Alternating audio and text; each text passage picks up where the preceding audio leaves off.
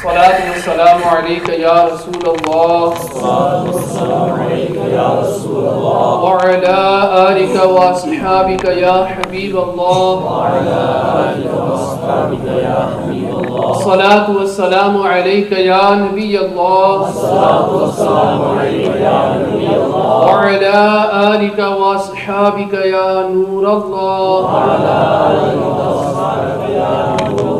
نويت سنة الاعتكاف.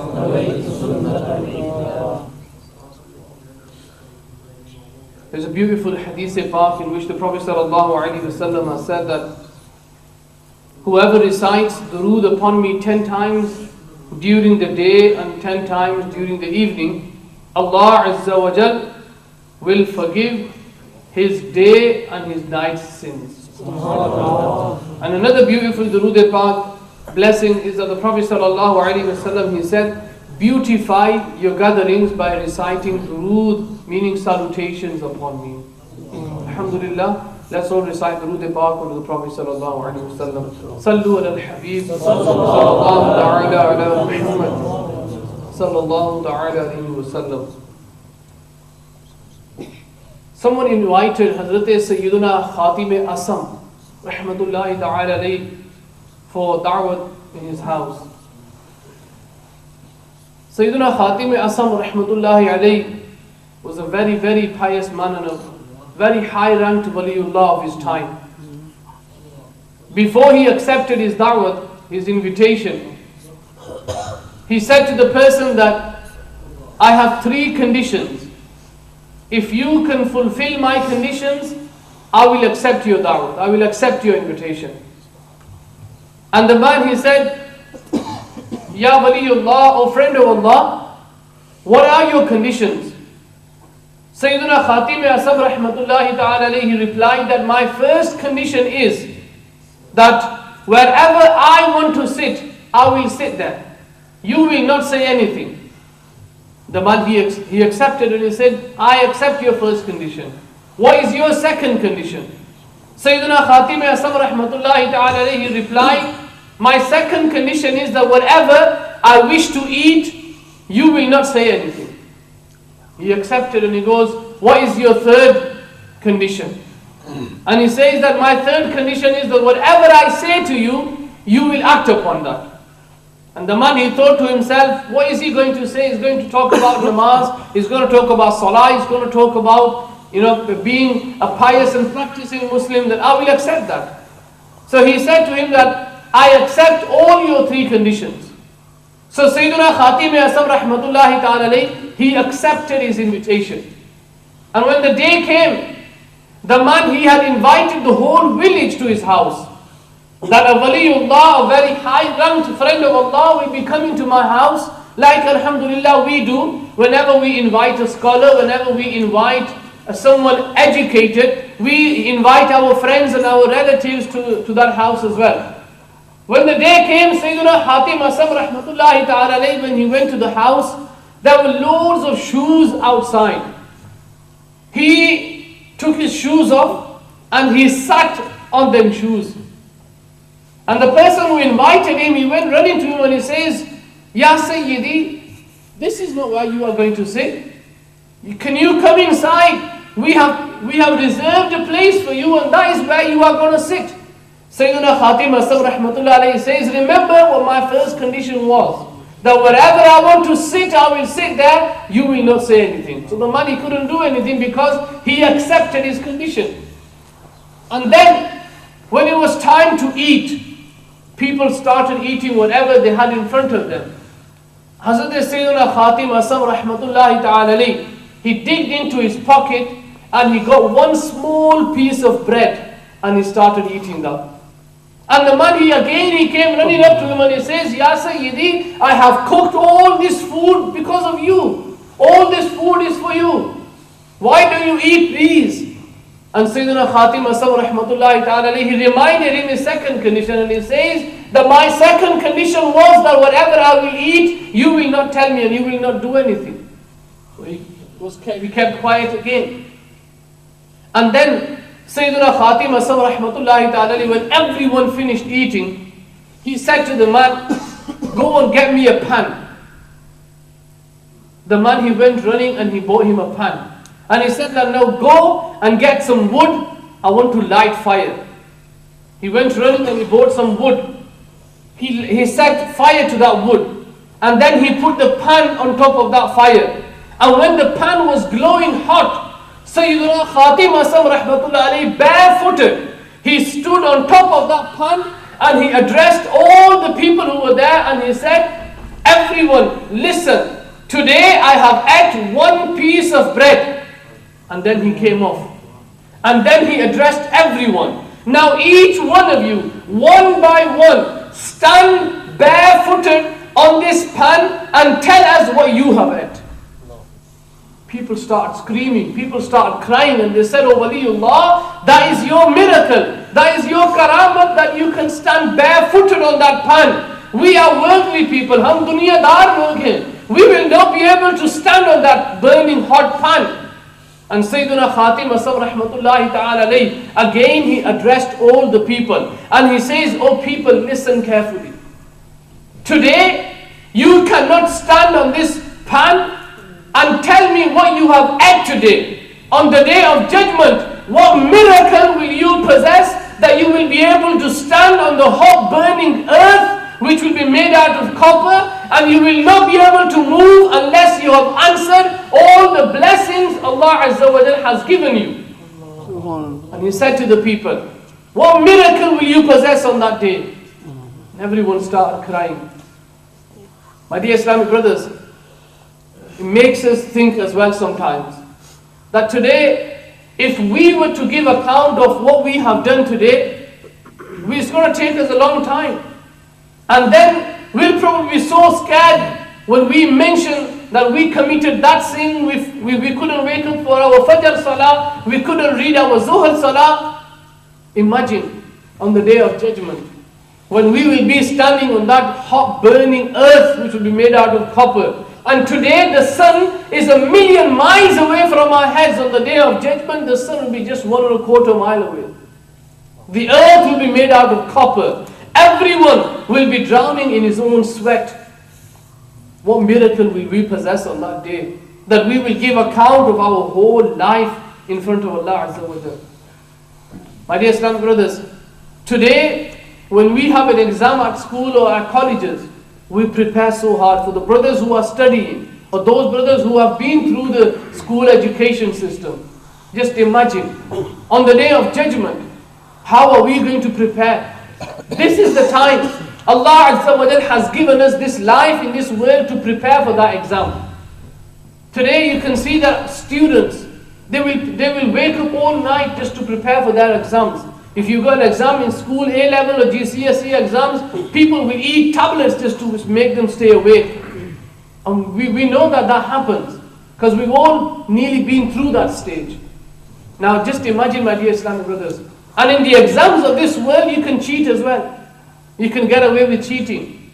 You can pay someone and they can pass you. But on the day of judgment, there will be no cheating. On the day of judgment, there will be no bribery. What you have done will be all recorded in the book of deeds, and that is what you have to read out to everyone. There was a young child.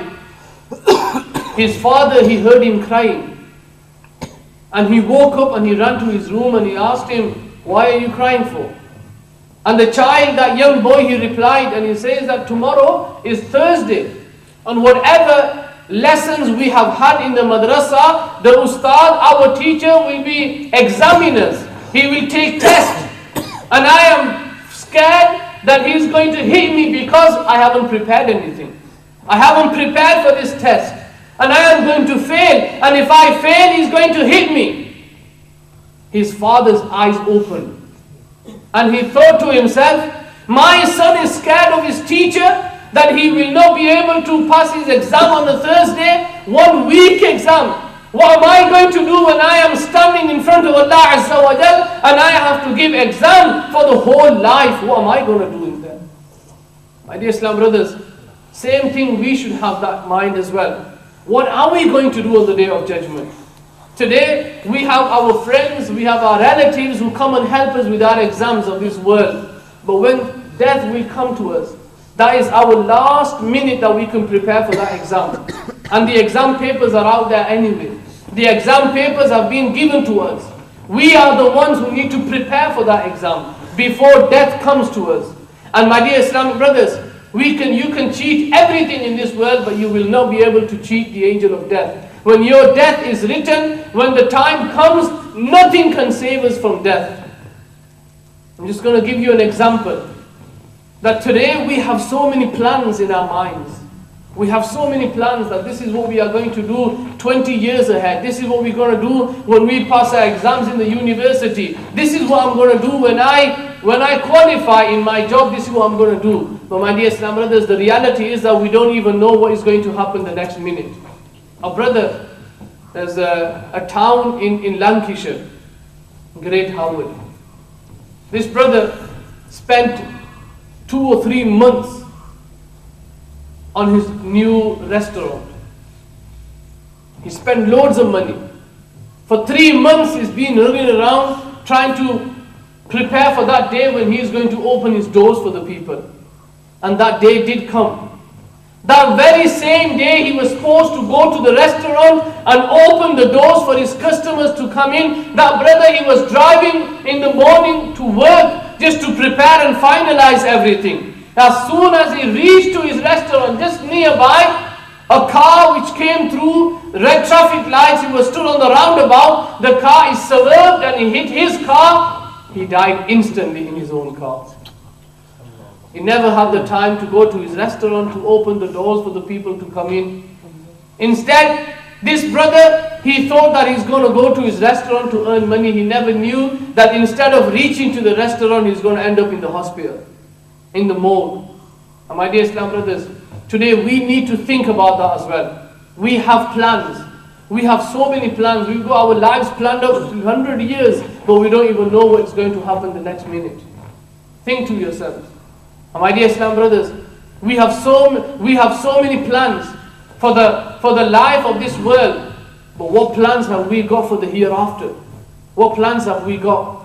We can spend hours and hours studying for this world. But when was the last time that we spent a few minutes trying to study for the life of the hereafter as well?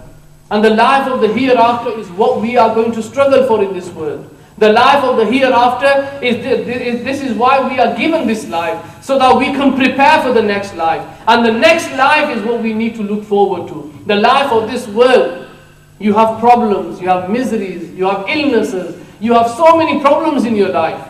Yet we are still so much indulged in this life that we have forgotten the life of the hereafter, which will have no worries, no illnesses, no problems if we end up in paradise. But my dear Islam brothers, if we fail to end up in paradise and if we fall into the fire of hell, then there are going to be problems for us. Just think to yourself. There is a hadith of the Prophet ﷺ that anyone who misses one salah deliberately, his name will be written on the door of hell. He will walk through that door. Imagine, if we miss one salah deliberately, because we've been with our friends, we forgot. These are, my dear Islam brothers, just excuses with which the shaitan is giving us. And we need to prepare for our life. That is, Abu Zurb, rahmatullahi ta'ala alayh, he used to say that the life of this world is just an illusion. It's an illusion. Because you are going to live here with, if you look at the majority of, especially the Muslims, we're talking about the Muslims. My dear Islam brothers, how many Muslims would you see coming to the Masjid to read their namaz? Very, very, very few. If I say 95% of Muslims don't read namaz, you will accept that I'm not lying. And then if we think about that 5% of the Muslims who do read namaz, if we all think about ourselves, if we all look into ourselves, my dear Islam brothers, the 5% of the Muslims who offer their salah, there will be 1% of the Muslims who will know exactly how to read their namaz. How many of us, just a question, how many of us would know how many conditions of salah there are? How many farz of salah? How many conditions? How many farz of salah? How many sunnats in our namaz? How many of us would know how to read the salatul janazah? What if someone in our family passes away and we have to give ghusl to him? Do we know how to bathe a dead body? Do we know how to read the funeral prayer? Just imagine, what if our parents, we love our parents, don't we? All of us. We love our parents. And we say that we can give our lives for our parents. We can sacrifice everything for our parents. But just imagine, what if one of our parents passed away, my dear Islam brothers? How many of us would be standing in the front row reading all the du'as? Or how many of us would be leading the funeral prayer? How many of us would become an imam to lead the funeral prayer of our loved ones? The reality is that, my dear Islam brothers, very, very, very few people would know how to do that. We have to accept that. And we have to prepare for that. Why is it that, my dear Islam brothers, we can educate ourselves a lot of things in the dunya, but these are very, very basic things that we don't know about Islam. These are very, very basic things. The other Islami's Badri Kafila, we went to Spain. And the brothers told a very shocking story. Majority of the people in Spain, they work on high buildings. And majority of them work in the construction industry. And they said that a couple of brothers from Pakistan, one of them was illegal, and one of them, he had the papers, but he was still not allowed to work. They were both working illegally in a construction firm which was run by a Muslim. And they said that one day these two brothers, they went to their job as normally they would do in the morning. And today their job was to put tiles outside the building, on an 8th floor building. And they said that crane they were using, that crane had a fault inside. When the crane took them up to the 8th floor, they were busy putting the big tiles, the tiles were even bigger than them. And they were putting tiles on that building. And suddenly the crane, it collapsed. Both of them fell. And they said, the doctors, they said, not even one of their bone was intact. All their bones were broken with massive tiles, just falling on top of them. And that brother who was illegal, my dear Islam brothers, they said that because of the legal arguments they had with the local government and everything, both of them brothers, their funeral took place after 11 days. No one was there to give ghusl to them brothers. No one. Everyone who was there, they all came to work. Like majority of us, our forefathers came to this country to work, to find halal income for us. Alhamdulillah, they've done their part. These brothers who were in Spain, they said, they said, majority of the people didn't know even how to read the funeral namaz, never mind go to the hospital and give them ghusl. They said for 11 days, their bodies were lying in the ghusl and there was no Muslim available to go and give ghusl to them. Dawat Islami Madina Kafila went to Spain, and when they found out that there's brothers, they came to Fizan Madina and they said, can you please help us? So these brothers, they went to the hospital and they gave ghusl to them. After 11 days, their ghusl was done. 11 days, their funeral prayer. Just imagine, my dear Islam brothers, what plans these brothers had. That they're going to go to Spain, they're going to earn money, they're going to send back to Pakistan so their poor families can have a better life. But they didn't realize that brother who was illegal, he was the only son in the family. And just imagine, today his mom, she's mentally ill now. He had one sister, she's mentally ill as well. That they sent their brother, they spent so many millions of rupees, so many lakh rupees to send them to Spain, and now instead of their brother sending money to them, their brother's body has come.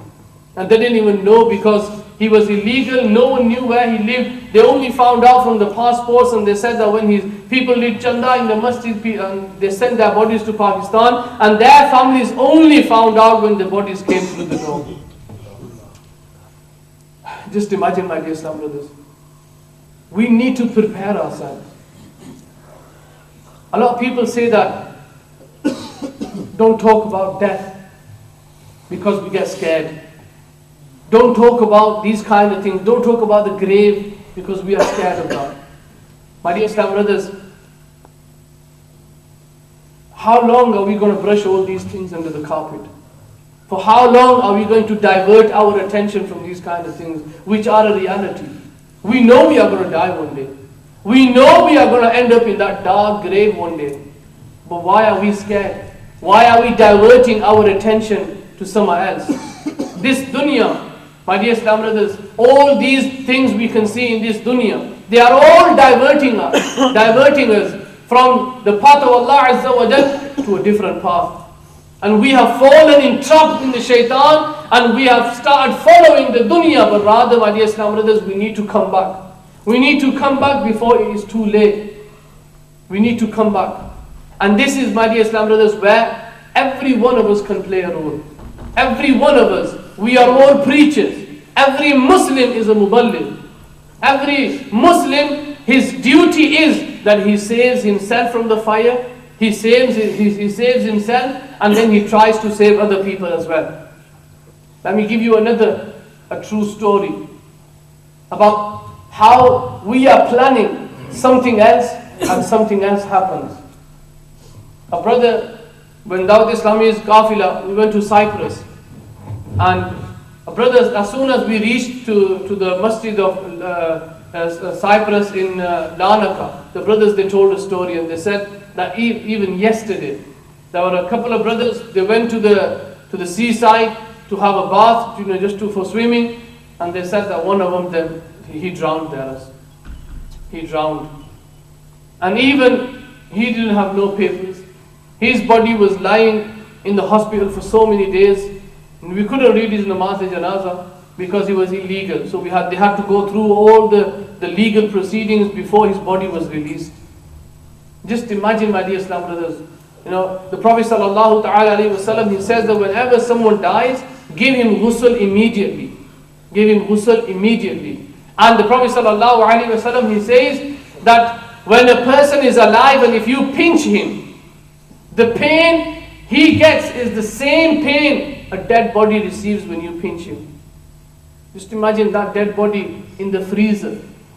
And we might be thinking that they're in the freezer and they can't feel anything. They are feeling the same cold that we will feel if we were put into a freezer. That's exactly what they are feeling as well. Now, we need to change the environment. And this is not the duty of one person, one group. This is the duty of everyone. Just imagine, my dear Islam brothers, if all of us got together and we started giving dawah to our brothers, we start giving dawah to the Muslims, inshallah you will see your masjid will be full. But what is needed is that dedication. We need to think this is our duty. And then when someone thinks that it is his duty, he will be on the streets. He will not sit outside. He will not sit at home watching the telly. He will not sit at home, just wasting his time on the internet, on the chat rooms. But he will be on the streets trying to give dawah to his brothers.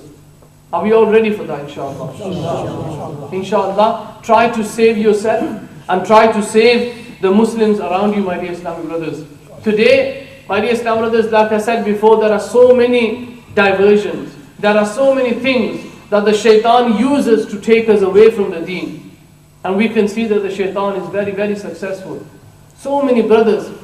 And he says how hard it is to stay on the deen. The Prophet ﷺ, he said that there will be a time when to remain steadfast on the deen will be like having fire in your own hand.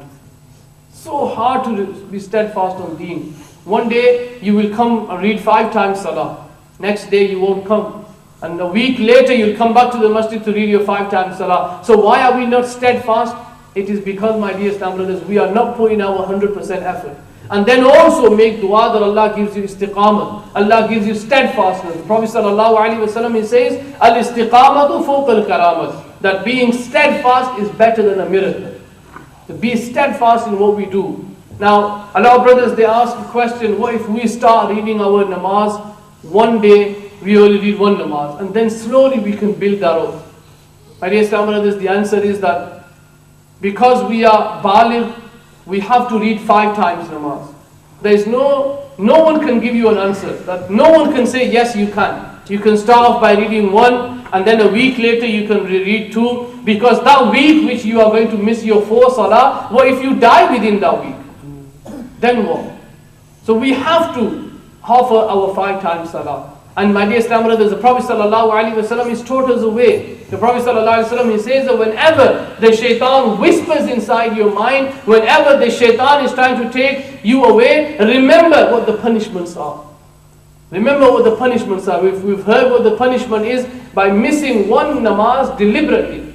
And in the same way, my dear Islam brothers, think to yourself, this body we have is going to be perished one day. It's going to finish one day. When you are buried inside the grave, do you know within a week, a person's body starts to deteriorate? The insects inside the grave, they start eating your body. That is why when you dig up the grave, and within a couple of weeks time, what do you find? Only bones. Where's the flesh gone? Where's all that beauty? We used to put so many lotions on our skin. We used to put very, very expensive perfume on our bodies. Where is that body gone? That body has been eaten by the insects. What is the point spending so much on our body which is going to perish? Why don't we spend on our ruh, our soul, which is dead today? Why is it that, my dear Islam brothers, we can spend time with our friends? We can wake up all night talking about useless things. But when it comes to the masjid to listen to a bayan, we can't even sit for half an hour. Why is it that we can pick up a magazine? We can read the whole magazine in 1 or 2 hours. But when it comes down to read the word of Allah, the Quran, we only read for 5-10 minutes and then we close and we walk off. Why is it that we can go to our friend's house and we can spend hours and hours in his house, but when it comes to the house of Allah, we want to be the last ones and the first ones out? We have to change, and if we don't, my dear Islam brothers, then there is a problem. Just think to yourself. There is a hadith of the Prophet ﷺ.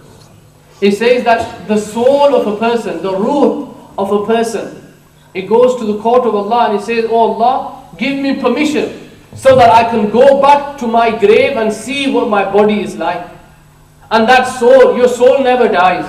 It is only the body which perishes, but your soul is always alive. And that soul, it returns back to that grave. And when the soul, it sees the state of the body, that there is blood dripping from the person's nose, there is blood flowing from his eyes, his color has changed, his body is changing color, it's gone purple, it's green, it's bursting, there's blood and pus flowing from his body. The soul, it says to that dead body, this is where you have ended up. You spent so much time making yourself look beautiful, and this is your state today. And then a few days later, the soul, it goes back to Allah's court and it says, "Ya Allah, give me permission so that I can go back and I can watch my body." And then the soul is given permission. It goes back to the grave and it sees that the dead body, there is flesh missing, the nose is missing, the eyes are missing, there is holes in his body, and there is blood and pus, and there are insects crawling around his body. And the soul, it says to that body again, this is what you have ended up as. This is why we are all going to end up as, my dear Islam brothers, unless we try to change ourselves. Alhamdulillah, that was a Buzurg rahmatullahi ta'ala alayh, back in 1975 or 1976. About that time, in Iraq, 2 bodies were found. And these bodies were the bodies of 2 Sahaba-i-Kiram, 2 companions of the Prophet sallallahu alaihi wasallam. The graves, they were like all broken. So the ulama, they gave the fatwa that their bodies can be taken out and taken somewhere else to be buried. And it says that for 4 days, their bodies, and this was in the headlines in the news of that time as well, that the whole world, every single Muslim country was sent a letter. Whoever wants to do ziyarat from your country can come and do the ziyarat of these 2 buzurg. Their bodies, after 1400 years, it seemed like that they were buried yesterday. There was still water dripping from their hair, as if they were given ghusl today. Why? Why is it that nothing happened to their bodies? And then if someone buries me or you, we'll be finished within a couple of weeks. There'll be nothing there. I don't know if you've been to the graveyards of Makkah or Madina Sharif. When you go to the graveyard and you ask the person who is in charge of the grave, just ask him what happens, and he will tell you that after 3 or 4 weeks or even latest 6 months, we dig up that grave and we only find bones. We don't find the flesh. And he says that sometimes, alhamdulillah, when we open the grave, we can smell that scent coming from that grave. We met with a brother who was in charge of one of the graveyards in Makkah al-Mukarramah. And he says, very, few instances this happens. And he goes, just a week ago, and he pointed towards the grave as well. And he said that we had the order to dig up this grave so to make space for more people, because there's a lot of people who died during the time of Hajj. And he says that we were there, digging up graves and taking the bones out and putting them to one side so that we can bury someone else. And he says that when we came to this grave, we could smell that beautiful scent coming from it. And when we opened the grave, that person who died was buried there, sleeping as if he was buried yesterday. And he goes, we filled his grave and we went to the next one. So my dear Islam brothers, that is the result. The Prophet ﷺ, he says that the earth will not eat the flesh of a Hafiz of the Quran. The earth will not eat the flesh of an alim deen. The earth will not eat flesh of a pious Muslim. So that brother who was there, I don't think he was a Hafiz or an alim, but he was a pious Muslim. So can you see that if you die, alhamdulillah, you are pious, inshallah the grave will not do anything to you. Whereas it is a hadith of the Prophet ﷺ, and even in the Quran, Allah Azza wa Jalla, in many places He says that the وَجَاءَتْ سَكْرَةُ الْمَوْتِ بِالْحَقِّ, that the time of death, a person is in so much pain. And not only that, when he is buried inside the grave. I don't know if you brothers received an email about an young Arab brother who passed away, and they said that he was probably killed or something, and he was buried inside the grave, and 3 days later the police wanted to do more investigation, and they dug out his grave. Who has seen that email? Yeah, you have seen that email. They dug out his grave, and after 3 days the body was in such a state, and he says that he was being punished inside the grave. His face was changed, and those brothers in Allah, I'll tell you that if you see that picture, you will not sleep for many days. My dear Islam brothers, try changing your lives, try changing your ways. Wallah, there is so much schoon, there is so much, alhamdulillah, everyone is looking so that they can have a better life. The better life is worshipping Allah. You will get a better life if you become pious. There is no life on the streets. There is no life in the nightclubs. There is no life if you drink sharab. There is no life if you commit adultery. There is always fear and fear and fear. If you want a good life, alhamdulillah, you will find that in the masjid.